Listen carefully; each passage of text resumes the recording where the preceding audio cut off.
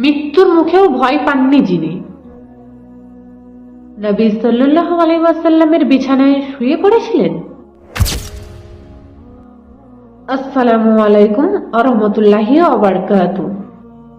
আপনি কি জানেন, এমন একজন সাহাবী ছিলেন যিনি ছিলেন একসাথে সবচেয়ে সাহসী যোদ্ধা আর সবচেয়ে জ্ঞানী মানুষদের একজন। তিনি হলেন হযরত আলী ইবনে আবি তালিব রাদিয়াল্লাহু আনহু।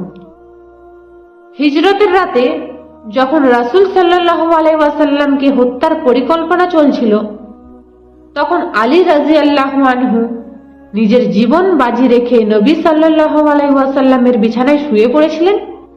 হ্যাঁ, তলোয়ার ছিল সামনে, মৃত্যু ছিল একদম কাছে, তবুও তার হৃদয়ে কোনো ভয় ছিল না, ছিল শুধু আল্লাহর উপর ভরসা। তাই রাসূল সাল্লাল্লাহু আলাইহি ওয়াসাল্লাম বলেছিলেন, আমি জ্ঞানের শহর আর আলী তার দরজা। এই জীবন থেকে শিক্ষা আমাদের যে ঈমান থাকলে ভয় থাকে না, সাহস মানে জুলুম নয়, ন্যায়, জ্ঞান ও আমল একসাথেই সফলতা। মুমিনরা আল্লাহর ওপরেই ভরসা করে। সূরা আলে ইমরান 122 নম্বর আয়াত।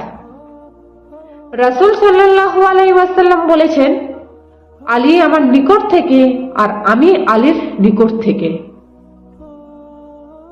হে আল্লাহ, আমাদেরকেও হযরত আলী রাদিয়াল্লাহু আনহুর মতো সাহসী, ন্যায়পরায়ণ ও জ্ঞানী বানান।